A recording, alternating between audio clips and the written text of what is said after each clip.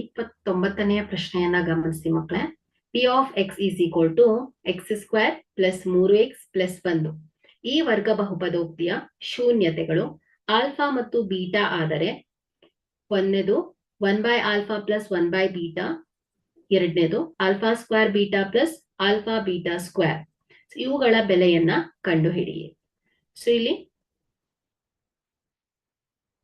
ಶೂನ್ಯತೆಗಳ ಮೊತ್ತ, ಸೊ ಕೊಟ್ಟಿರುವ ವರ್ಗ ಬಹುಪದೋಕ್ತಿಯಲ್ಲಿ ಶೂನ್ಯತೆಗಳ ಮೊತ್ತ alpha plus beta is equal to ಏನ್ ಹೇಳಿ -b/a. ಸೊ ಇಲ್ಲಿ -b, so minus of b ಏನ್ ಹೇಳಿ 3 ಡಿವೈಡೆಡ್ ಬೈ a ಏನು 1 ಕೊಟ್ಟಿರುವ ಇಸ್ ಈಕ್ವಲ್ ಟು ಏನಾಯ್ತು -3. ಅದೇ ಶೂನ್ಯತೆಗಳ ಗುಣಲಬ್ಧ alpha into beta is equal to ಏನ್ ಹೇಳಿ c/a. So is equal to alpha into beta, C ಏನು 1 divided by a 1 is equal to ಏನಾಯ್ತು 1. ಸೊ ಈಗ ನಾವು ಇವುಗಳ ಬೆಲೆಯನ್ನ ಕಂಡುಹಿಡಿಬೇಕು. ಸೊ ಒಂದನೇದು 1/α ಪ್ಲಸ್ 1/β.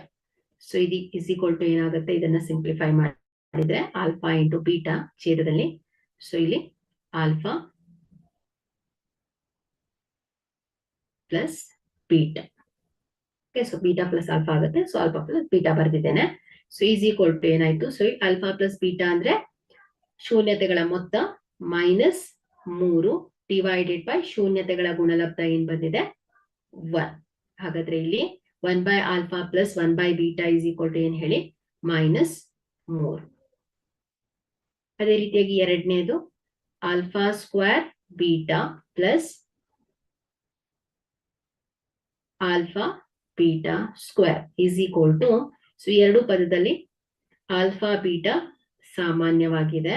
ಸೊ ಇಲ್ಲಿ alpha plus beta, so is equal to, so ಶೂನ್ಯತೆಗಳ ಗುಣಲಬ್ಧ 1 ಗುಣಿಸು ಶೂನ್ಯತೆಗಳ ಮೊತ್ತ -3 ಈಸ್ ಈಕ್ವಲ್ ಟು ಏನಾಯ್ತು ಹೇಳಿ -3 ಆಗಿದೆ.